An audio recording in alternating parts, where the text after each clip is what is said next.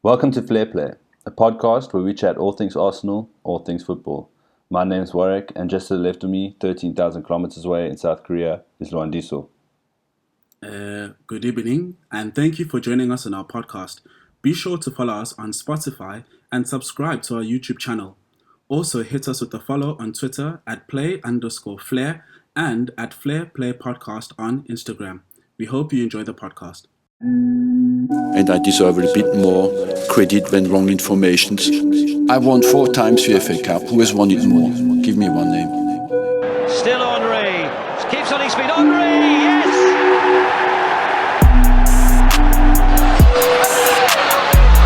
Split for Adams! That's a sensational finish. Ball from Bergkamp to Patrick Vieira! The captain!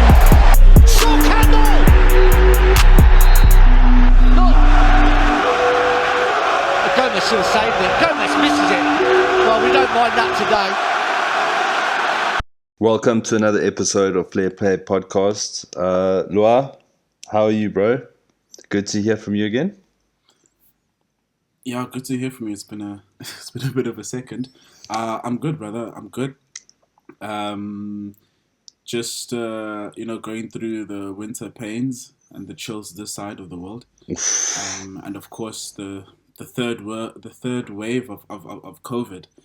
I don't know what's happening. I kind of thought that Corona would have been handled by now, but it looks like we're in the mud again, man. How are things your side in the Kaapstad? Hot, dude. Hot and windy. That's what it's called, right? I like this weather report. But no, it's good. Also, COVID's starting to slap us a bit here. But, as we speak, or the day that we speak now, President's going to give an announcement. I'm just hoping that I don't have to, rush to buy guas before midnight tonight. Guas cigarettes, if anyone didn't know that. But anyway, with Arsenal, let's talk about Arsenal in terms of how that's making me feel, how I'm doing with Arsenal. How are you, dude, Arsenalistically? Dude, I was thinking, I don't think we should ever talk about a bad game on this podcast.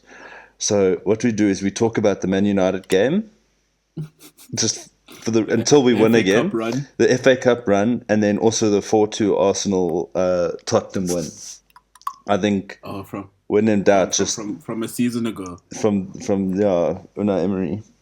But no, dude, stuff is looking quite dark. I thought it was just a blip, this creativity issue. I thought it was just a blip, but now our defense is starting to fall. And we don't have the creativity, which is the most worrying for me. I mean, the Wolves defeat the Aston Villa, it's just been humbling. But we have to look forward, and if there's one moment to shine and to win back the fans and to get positivity, is to bring on Lucas Torreira in the 75th minute to seal the deal. But it's a long flight from Spain. From Spain, yeah. When I think about Arsenal, I just think about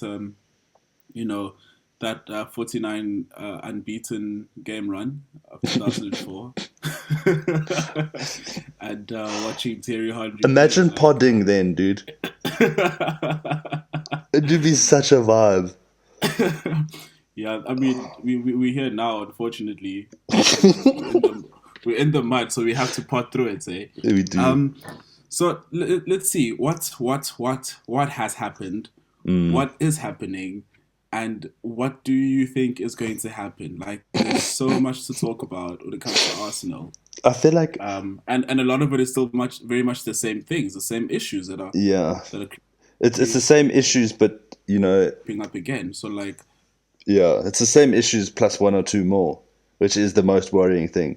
So, our defense, I thought was sorted. We went through Like we were best in terms of clean sheets. Now, we're still second best somehow behind Tottenham. But we had our defense sorted. We scored the 3 goals in the first game. Like it was all okay. And then just the goals started to wilt, and then off the field politics Yeah. started, I would assume, affecting us. There's just a lot of darkness around the club. Gunnosaurus taking the L and then coming back. Yeah, like I said, so the defense was sorted, and then creativity lacked, and then now we were like, okay, we need creativity, but while in attempting to find that creativity, we've lost what we had in the back, which is like, it's a little bit worrying for me because Arteta's obviously trying things, but it's not working. And what we'll need to do, honestly, we just need, I think, just a moment where we click again, and just start a run. Hopefully, this drought doesn't last any longer, and I think this is the perfect fixture on Sunday with Tottenham to win like confidence from the fans first of all, and just confidence within the players, and then even confidence within Arteta, like knowing, okay, he's on the right plan, because the last thing I want to see him do is clutch at straws and make decisions, that he's gone against previously. I'd like to see him actually sticking to what he believes. But anyway, what do you think? What's the problem? How can we fix it? To be honest with you, I mean, we just watching football, and we kind of part about it and chat about it. When I think about Arsenal this season, I think there's a lot to consider, and things are happening at Arsenal, and also things are happening just across other clubs as well in Europe. But of course, looking at Arsenal, we had Arteta coming in replacing Ljungberg, but more so replacing Unai Emery. And when I just think about Unai Emery, we think about how when he started at his first half of his managerial career at Arsenal, started off on a good note. That 22 game unbeaten run. The kind of football we were playing, a lot of people thought like, wow, we got our Arsenal back. It was still fluid. It had Aaron Ramsey being creative, and Aubameyang was firing on all cylinders. And then there was a capitulation. There was a capitulation, a misunderstanding, and a misconnection between Unai Emery, the players. The Ozil issue happened again, and also a disconnect between the players and the fans, and basically they wanted him out. With Unai Emery, the issue, people made it seem like it was maybe he isn't able to impose his philosophy on the team. Language barriers and miscommunication, players not understanding what is expected of them. And then in Arteta, in his arrival, comes this young manager, who hasn't managed before, but was able to very quickly, show his idea, show his footballing principle or his system, and the attempts were there to recover the performances of the club in a very difficult season. And it was laudable, like what he did. In the FA Cup, as well as in, of course, picking up the Community Shield. But beyond just those like nice trophies, if you look at how we were playing in the or just before COVID, as well as during COVID, we were seeing Arteta's system at play. That defensive stability and structure that you're talking about, and of course the systemic style of play, or with the patterns that we've spoken about and people speak about quite widely when looking at Arteta's way of attacking. And of course, Aubameyang was still on form. But I think for me, the issues were still there in attack because we were overly reliant on a single player to deliver the goals, and that was Aubameyang. And without him being sharp and finishing or getting the ball, then the whole team's attack is broken. Do you know what I mean? So I feel like Yeah. Arteta's managerial style has been a bit too acute or too particular, or and reliant on um, a definite coming together of things rather than having the players knock the ball around and them finding ways of attacking or of creating and attacking. Um, so everything just is like was a bit too particular for me even in the beginning, but because we were winning and because we had that solid defensive stability, it was good and and well received. Now, you know, the issues are now creeping up again, and of course, and I don't want to labor at this point, but like being protective of a manager that is just coming into a job and is coming in during a very difficult season worldwide in sports and just in general everyday life for everyone in the world. He has been met with the very daunting task of stabilizing and then continuing a good run of performances for Arsenal into the season, which has not happened. The issue for me has been just on Arteta.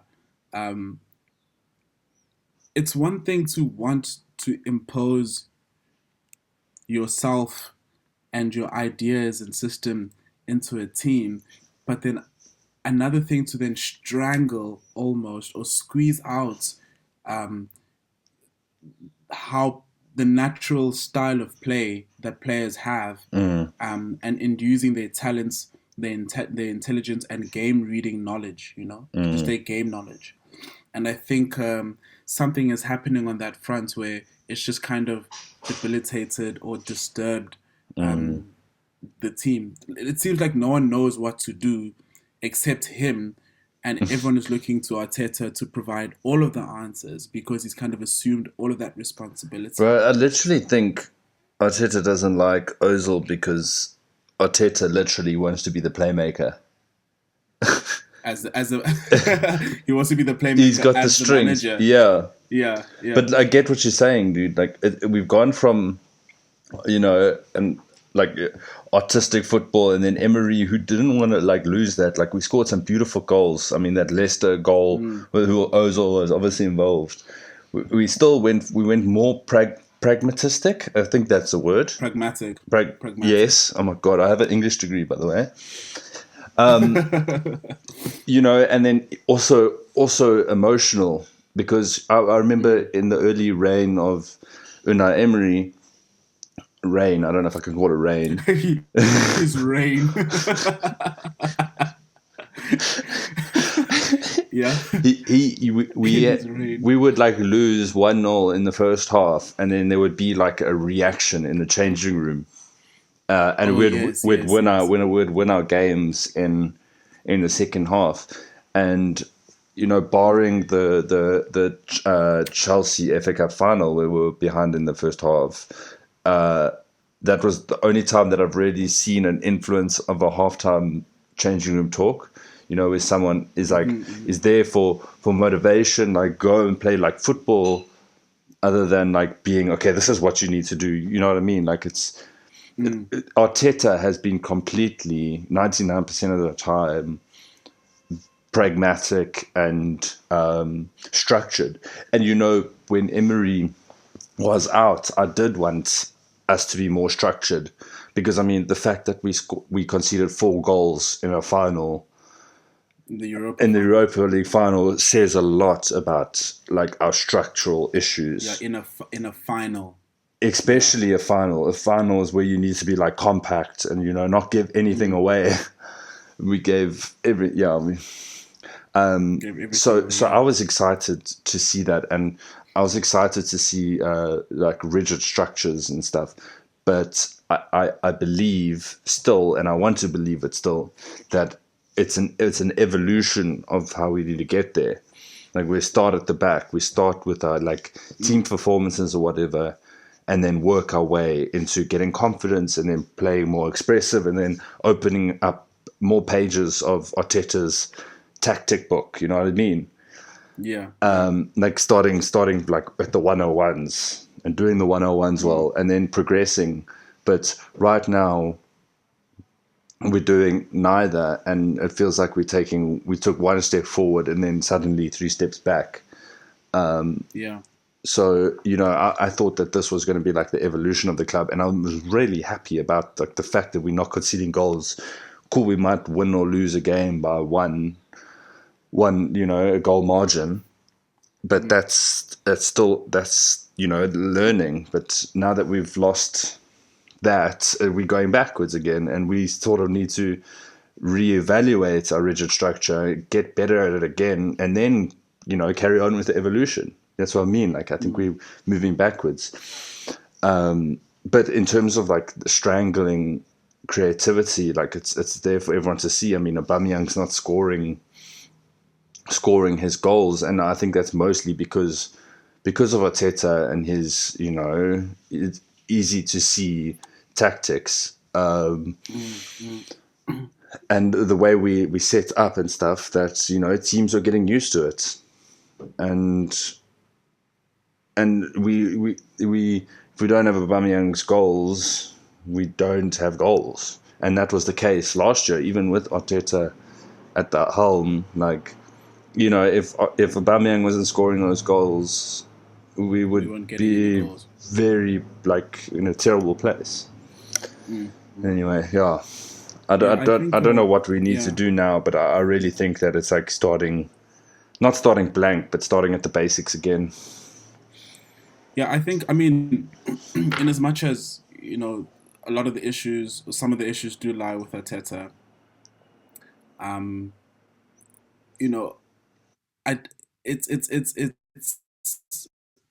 it's kind of, it's a compound issue, because one thing I know about Arsenal, or something that we've realized about Arsenal, is that their communication from management has been really poor to the fans, and this even has been poor to the fans over the years, even like decades past. Because if you remember the whole arguments and around, moving to the Emirates, it was for us to compete, to be able to compete against the big clubs in Europe, the best of the best in UEFA, right? And it creates a lot of ambition for the club and the fans as well. And then that wasn't what happened. That wasn't the case. We were then financially marginalized and unable to compete. Fine, we went through the period, like the peak Banter era, but of course, Arsene Wenger was still there, so we were able to survive, those UEFA qualifications season after season. And then, the big signing happened. Ozil, it seemed like, okay, we're starting to spend a bit more, and the ambition of the club grew, but then we were not delivering because of how we faltered in defense. Now Arsene Wenger's gone, a complete restructuring has happened, necessarily so. I mean, we have, like, even Gazidis is now gone. All the top dogs at the executive level have been moved. But the issue of communication is still poor for me, because if I mean, there are lessons to be learned from other clubs. For example, Manchester United with the Alex Ferguson left, or Sir Alex Ferguson left, bringing in new managers, being big in the transfer market, getting players, but they're not like fitting in into the system, or to the rest of the team, and also getting, like, like a hybrid, or like a mixed batch of players, signed by different managers. In United's case, whether it was Ferguson's players, David Moyes' players, Van Gaal's players, and Mourinho's players, it's very difficult to manage those players. And now the same kind of, and now we're following the similar trend, where we have Wenger's players, some of Unai Emery's players, Unai Emery's player that he didn't even want himself, in the form of Nicolas Pepe, and now we have Arteta bringing in his own players, and now he must make do with what he has, So communicating to the fans, and also just from the club, to creating certain expectations. This is not the season where we're going to be competing, and, like, in a big way. Of course, top four is always going to be the standard target and the objective at the beginning of the season. It always has to be the minimal. It has to be, yeah, always is the minimal. But there's a way that the club, Arteta included, should be moving in a way and making decisions that minimize the pressure on themselves and also on the players. And I don't think that has happened. Instead, there have been very dramatic decisions made that have, come back to sort of bite, Arteta and the club in their asses. Two of those decisions for me that stick out, maybe even three, I might add, is how we've dealt with, failing to move players out who we no longer need. For example, Mustafi and I suppose Kolasinac. Mesut Ozil is there as well. Socrates. And Socrates. And for me, the handling of Guendouzi really does not, I really do not take that well. A young talent who was shifted out because of, a disciplinary issue, and I don't know on how far in the scale that lies, but I don't think it was like an issue warranting an exit for him. Getting expelled. And getting expelled, basically, like, what is this, a high school? It's not a high school, And then, so he's moved out. Ozil is sitting at home. And that's like two very creative players that have been shown the door. In the name of defensive stability, or in the name of expecting more from creative players, them running around, pressing, winning the ball back, and their off-the-ball work. And if it looks like, Warwick, the focus of the club, or the focus of the team, rather, on the pitch, is squarely on what they do off the ball, and that's what they practice in training. And when they have the ball, they don't know what to do with it. Arsenal are unable to create any problems for other teams. Instead, but it's amazing. You hit the nail on the head there. But I mean, like players, they have to do well in training, they have to like represent themselves well and stuff like that. But then at the same time, you get vilified for playing poorly on the pitch. Like it's the case with Pepe, like handling Pepe. So it makes no sense there, like what Arsenal's trying to do. It really, because really Willian plays shit game in and game out. He must train like an absolute legend. Somehow he's still playing, but then Pepe trains well, and then he gets put into the team and then plays poorly, and then he's out again. I don't understand what the thinking is at the club. And then your points regarding Guendouzi, like, I completely get you. Like, someone as young as that is going to make mistakes off the field. It's part of learning as a journey of a young footballer. But then, just like letting him go, and then, having a bad relationship with the player. I wonder if he even wants to come back to Arsenal. Yeah, I doubt it. I mean, when you talk about disciplinary issues or issues off the field, like, there are times where players have been on holiday, pictures taken of them having a smoke or smoking cigarettes or drinking, And of course, you don't condone that kind of behavior in sports. But there are still ways where the club just like turns a blind eye, or we'll talk to the player, but then everything continues as normal. Now it's just like, you are called into the principal's office or the headmaster's office, and given, then you're being dealt with and given ultimatums or non-conditions. What does it? What Non-negotiables. Non-negotiables. There you go. Like, what is that? Non-negotiables is a bit crazy. Sounds like something Trump would say. Non-negotiables. It's non-negotiable. Exactly. You know what I mean? It's amazing. Non-negotiables.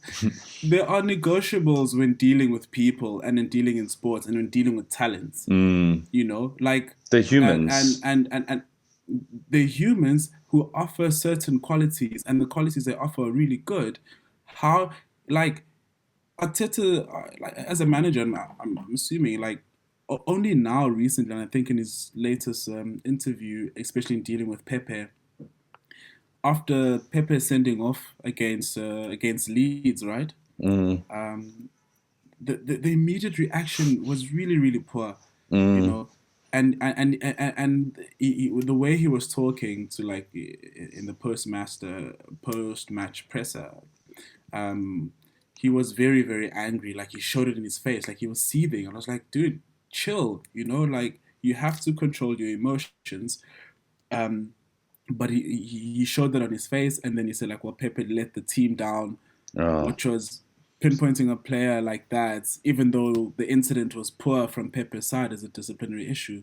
There was no attempt to protect him immediately. yeah. You know what I mean? Or even like modern managers are so good at shying away from questions. It's something you didn't even need to answer directly. You know, you could have just He wasn't even commented, asked that. He just he just came yeah, out to, like, in his own volition to just say, are "Oh, you really? Pepe, yeah," which was like super fuck you, Pepe. surprising. No, man, that's sad. I think that's one of the, yeah, and that makes me sad. I think it's when I think about it, it's because I think it has to do with like the level of experience in young managers. I mean, we've experienced like senior managers both in the experience and also in their life experiences, being able to be a bit measured and in check in terms of with their emotions. But the likes of Lampard, Arteta, they just they're a bit more robust in how they respond to these questions. That's So true. now Arteta has said that, well, it's his responsibility as manager to get the best out of Pepe. And I think that begins with, by playing him first and foremost. If he's doing his if he's training well and Willian is there, Pepe should play. Willian, it'd be very surprising to me, and it is surprising to me that Willian was brought into the club to start against Pepe and not as a cover or someone or for the both of them to compete. But like, Yes. it's very, very absurd. It must be And a contract thing here. It must be. Because there's no you know. reason why William. I mean, to be fair, I thought he was like one of our better players against Who? Wolves. William. Willian. But, he's been playing, the majority of his games, he's been absolutely shocking. And, Pepe, he's not the best either currently. He's also in like a really bad form, but there's no equal opportunity there in giving Pepe the chance to actually play. Yeah, he's playing against Rapid Wieners and Mold in the Europa League, but, like he's playing. I mean, the level there is not Isn't the same. And I think lesser. Arteta uses that as an excuse because he plays well in those games, gets a couple goals, but he's like, no, like, I don't understand. But You get what I'm trying to say? For me, he gets those goals, right?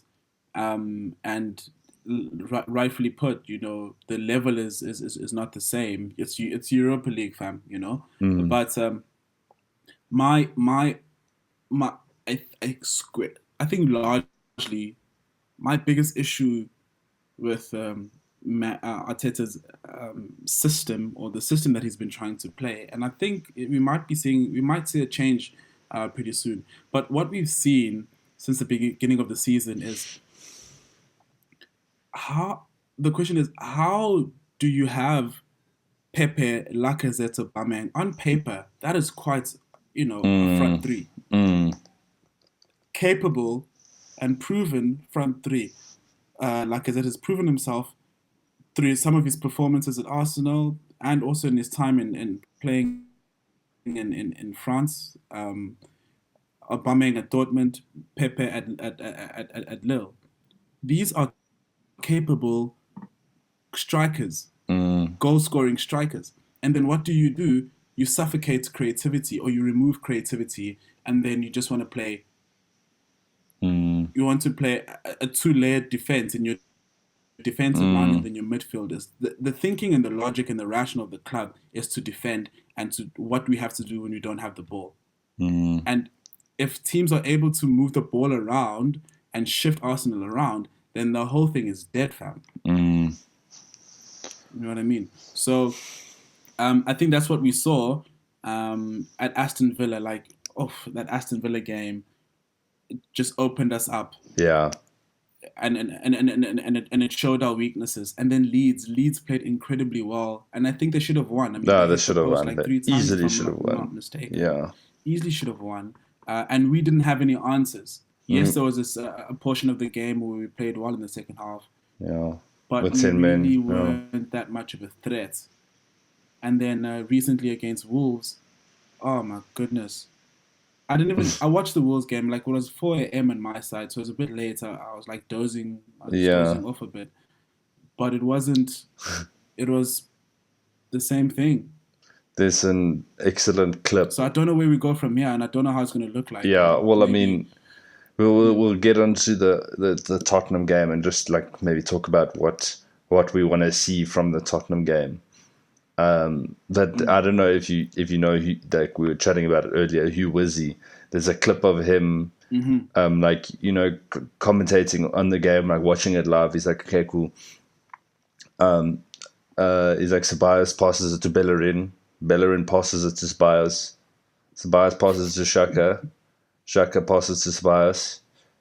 Bellerin gets it back to Ceballos. Back to Bellerin. They've gone and lost it. They've gone and fucking lost it. Oh, you have got to be fucking kidding me. Bro, it is one of the best clips ever. And he's just hosing himself. It's just like the most pointless football. The speed and movement. Wasn't it the clip that you told me about? The clip that you told me about Xhaka passing the ball to the back? No. Oh yeah, there's also that clip, but that's not the Hugh Wizzy thing. That was just a clip. Yeah. I was doing it rounds on Twitter where it's like, this says everything you need to know about Arsenal right now, and it's Gabriel like towering in the air and like chesting it down and like with momentum dribbling forward, but he takes like a fairly heavy touch, but there's no one around him, dude, and he has grass like in front of him. He's just beaten the man, and Xhaka just takes it off his feet and smashes it back to Rob Holding. and Gabriel just like looks back, he's like, what the fuck? But it's the saddest thing. I need to send it to you. I can't believe I haven't sent it to you. Bro, it's so sad. It's dead. It's dead. I did see it. Did you? The one thing I've noticed about the one thing I've noticed when watching Arsenal is there is so much grass, so much space between our midfielders and our front player, the striker leading the line. Literally, there's always so much space, and it's like, this is the hole. And no one's drifting in and out of there. Like, that's what Willian could do in his earlier years at Chelsea. He would run from the wing. You'd also find him in the middle. I don't even know where he is. Yeah. Like, Willian has no impact. Yeah. Ever since that first game against Fulham, he's had no impact. Like, there's nothing that you can pinpoint, oh, that's what he did. Like, he's not memorable in any way in the game. Yeah. You know? We don't have. I don't even think we ask any questions of our teams, let alone even providing answers. So that's why the whole thing is dead. What do you want to see from on Sunday? What in terms of like that space, like filling that space, and like what do we want to see? Mate. So personally, what I've noticed us doing lately is we're playing down the flanks because we have no like other option. I want to see us making inside runs and being more compact on attack. And then the quick moving passing in those small spaces, I think, is something I want to see. What you're describing sounds like what we used to have. It's that goal against Norwich. That's basically what you described. I want to see it. Maybe I should just fucking watch that video instead of the game. Yeah. Actually, during the game, just watch the Arsenal Norwich game again, the whole game. With Giroud there and Wilshere and Consola. That's been coming up a lot. Did you see Giroud scoring 4 goals? I didn't look at the goals. I saw like him. Like I didn't look at the highlights. I don't want to.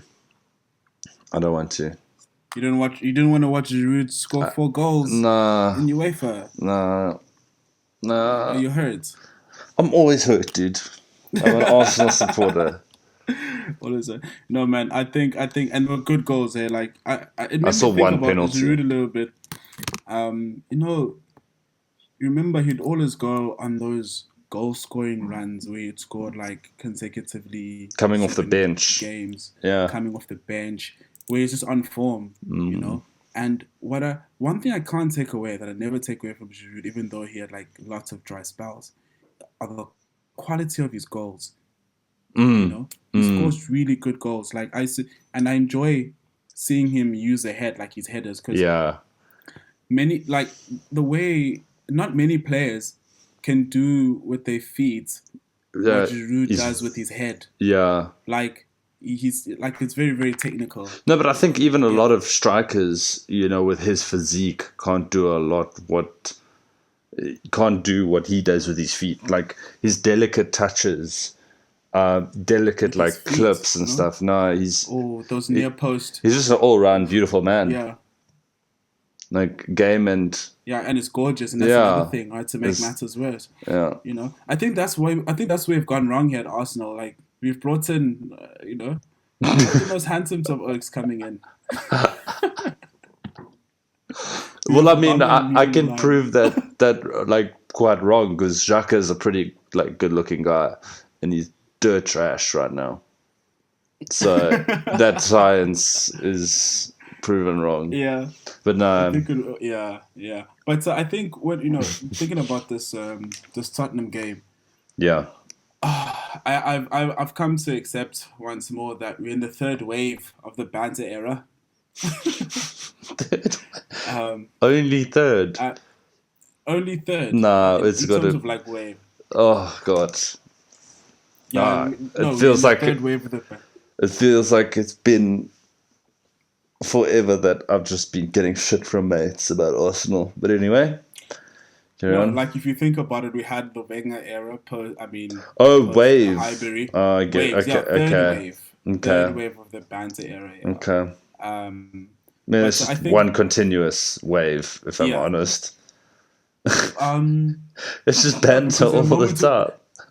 It's banter all the time, but there are moments where you think, "Oh, damn, there's an improvement," and then we capitulate, like completely on the field, and just like the whole club as an establishment and an institution. I'm crying right now. Well, okay. Thinking about Tottenham, I don't know where Oaks are getting this faith and belief that we have any ability to turn things around at Tottenham away. Mourinho's Tottenham with Son and Kane, Bale on the bench. Bale on the bench, you know, playing this football that they're playing right now. I think it's just people are not confident but optimistic that our players will care enough to defy the odds.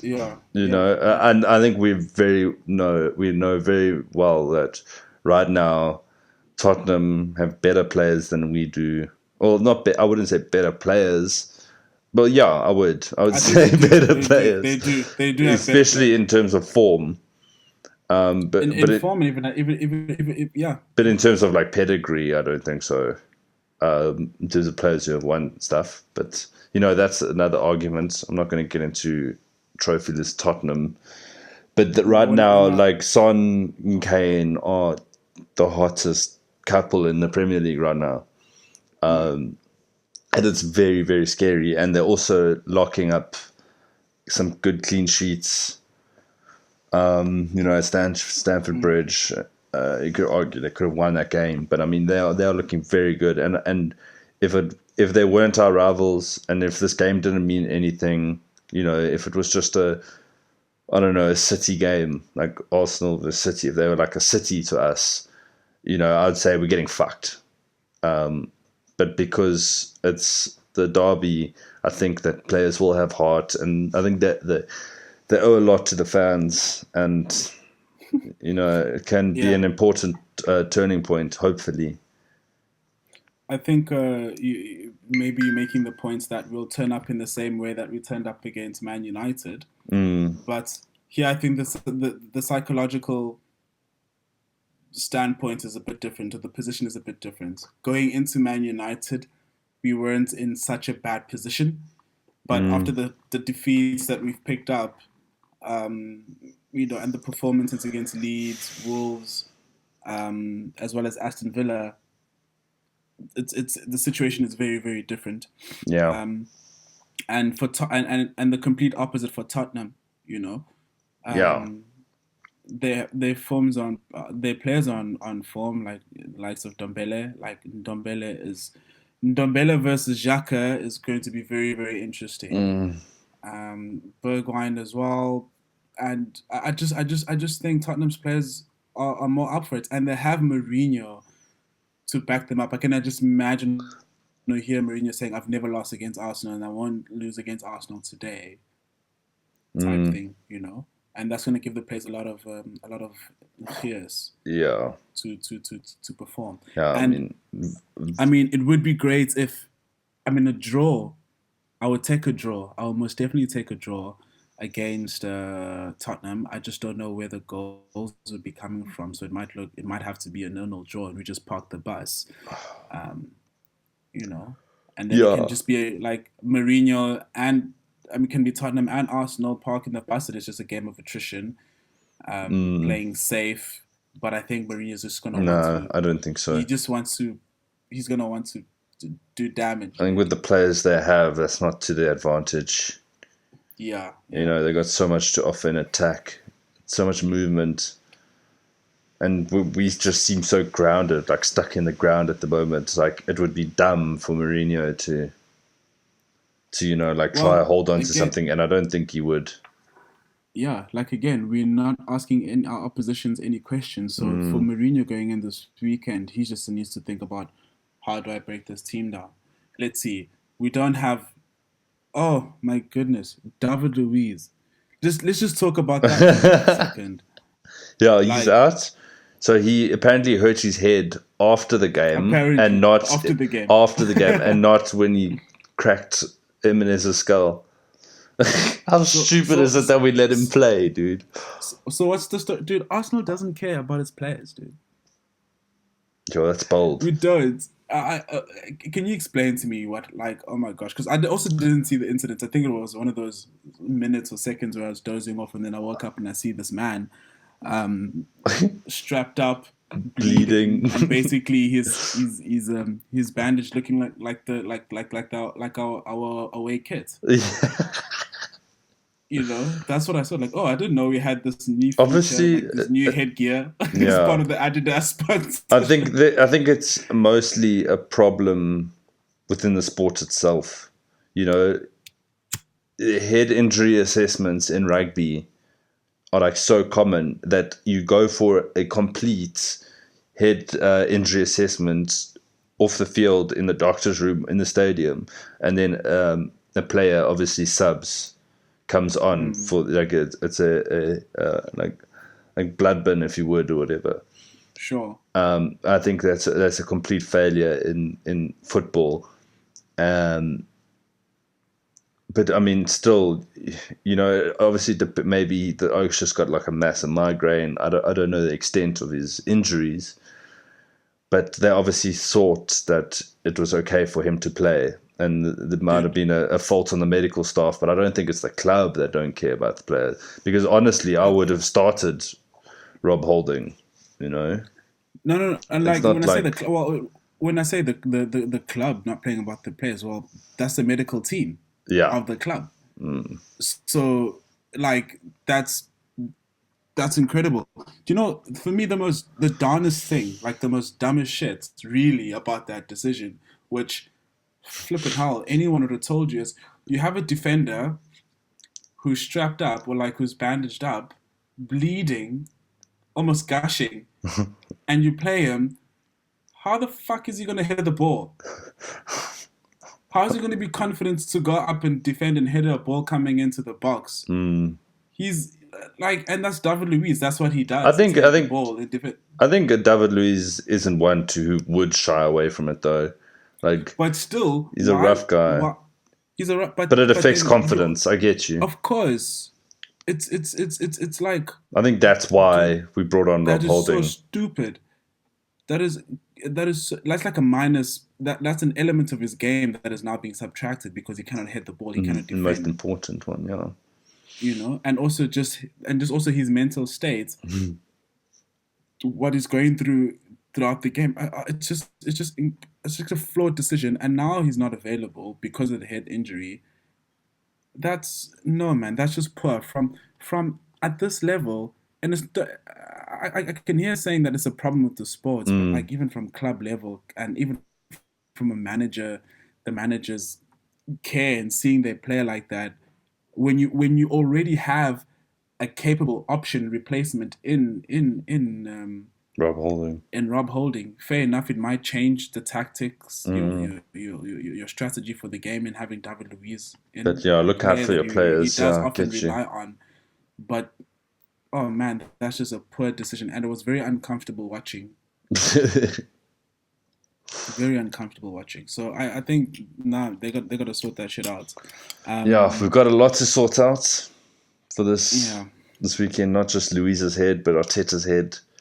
Aubameyang needs to show that he gives a fuck, because you know I saw a different side of his game at Wolves, What did where you see? he just like lagged behind every opportunity, whether it was like a tackle or it was a touch or it was jumping for a header. It's just like the urgency wasn't there for me, which is one of the scariest things. You know, I saw Luis bleeding from his head, and I don't think that like Aubameyang showing much urgency as the captain, like him not showing that, like was scarier than that, you know, than seeing a player bleed out on the field. Yeah, I noticed the same thing in Aubameyang, like, but then for him, it was like he was a bit heavy, both physically and mentally, like he just didn't have it. It's one of those games that he would have rather not played, Yeah. you know. So Anyway, I don't know. We'll just have to see what happens against Tottenham. I'm not necessarily crossing fingers or hoping for the best. You know, it's more of a survival thing. I hope you survive. I hope you survive that game, and that we have Tottenham on an off day as well. That, you know, what's your score prediction to finish us off? 3-1, 3-1, 3-0, 3-1, 3-0. And we also have Europa. Yeah, it's at Tottenham Stadium. 3-1, 3-0, 2 Tottenham, boy. Wait, what? You gave me 3 predictions. What do you think? No, I'm saying it's going to be 3-0 or 3-1. Oh, 2-2 to against, Tottenham. To Tottenham, yeah. Okay. Sure. Your stats are just fucking me up there. It's like just now it was 3-1, 3-0, 2-2. I was like, what? 3-2 Tottenham. 2-2 to Tottenham. Yeah. I see us losing by a 2-goal margin, realistically. But in my heart, in my hearts of hearts, in your hearts of hearts, we get that 1-0 dub. A whole W. A whole dub. Nah, my heart can't go on the fence. You know, I know you all. You've always been very trusting. I don't trust them for shit, bro. and you leave no space for disappointment. So Yeah. Man. Oh wait, bro, it was lack of chatting. Dude, I hope you get warm. I'm staying warm. Like I've got the floor heating going on, and you know I'm just gonna be indoors, keeping safe, sanitizing, wearing my mask. Yeah. The bare minimums. Okay. Like right now, you in your underwear. Yeah, I'm putting in my underwear. Why are you telling people? But it's warm.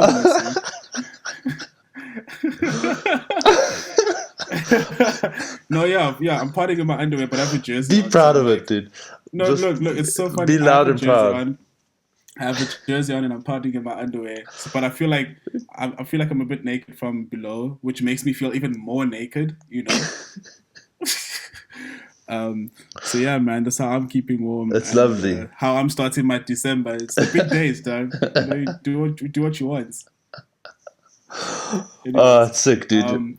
You enjoy your weekend. I hear you're going to be going. Going for a little bit of a road trip. Yeah. Is it? Where Go catch some of the sun. It's a place called Summertime. Just checking out the penguins, bro. And say what's up, and then I'll check the pengies. Check the pengies. All right then, boy. You enjoy the weekend, and I'll catch you after the Tottenham game, the big London derby. Yeah, but I will probably just end up talking about the Man United game. All right, no worries. All right, thank you guys for listening, and we'll catch you next week after the Tottenham fixture. From myself, Londis and Warwick. Cheers. Cheers. Who has won it more? Give me one name.